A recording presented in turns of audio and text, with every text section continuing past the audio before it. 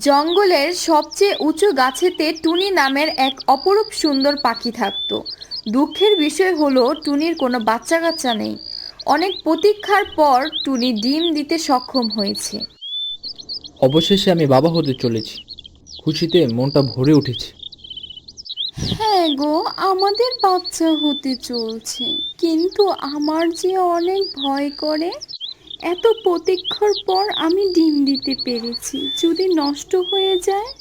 অলক্ষণী কথা বলো না গিন্নি। দেখো, সব ঠিকঠাক হবে। যাই, তোমার জন্য খাবার নিয়ে আসি।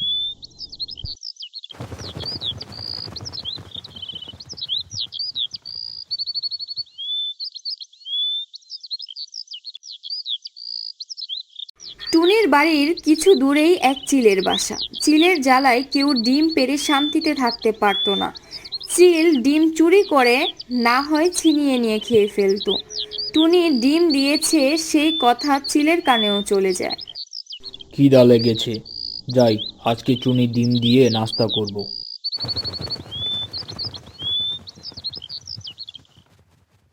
চিল টুনির বাড়ির সামনে যায়। বাসায় শুধু টুনি ছিল। টুনির জামাই তার জন্য খাবার আনতে গেছে। কি রে টুনি, ডিমগুলো তো সুস্বাস্থ্যই মনে হচ্ছে।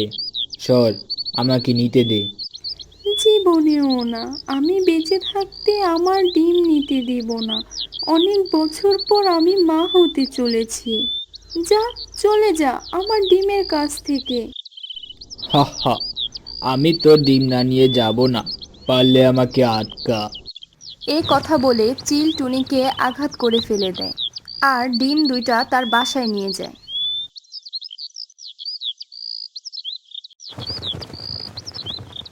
টুনির জামাই বাড়ি ফিরে এসে টুনিকে আহত দেখতে পায় এবং টুনি থেকে সবকিছু জানতে চায়।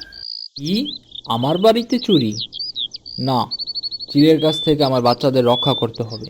কিন্তু চিল তো অনেক শক্তিশালী, আমরা ওর কাছে কিছুই না। তা তুমি ঠিক বলেছ। তাই বলে আমাদের ডিম নষ্ট করতে দেওয়া যাবে না। টুনিও টুনির জামাই তার বংশের সকল পাখিদের একত্রে নিয়ে চিলের বাড়িতে যায়। এই চিল, তুমি আমাদের ডিম ফিরিয়ে দাও, না হলে খুব খারাপ হবে। তোর এইটুকু শরীর, আমাকে ভয় দেখাচ্ছিস? আমি তো একা না, দেখাচ্ছি মজা। সকল পাখি চিলকে আক্রমণ করে এবং চিল আহত হয়ে নিচে পড়ে যায়। পরে সকল পাখি একটি বড় পাথর এনে চিলের ওপর ফেলে, আর চিল পাথরের আঘাতে মারা যায়। তোমাদের সকলকে ধন্যবাদ, আমার ডিমকে রক্ষা করেছো। আমাদের বাচ্চারা তোমাদের কথা সারা জীবন মনে রাখবে। সময়ের সাথে সাথে টুনির ডিম ফেটে দুইটা লাল টুকটুকে বাচ্চা বের হয়। তাই বলে একতাই বল। আমরা যে কাজ একা করতে পারবো না, তা সকলে মিলে করলেই সহজেই পারবো।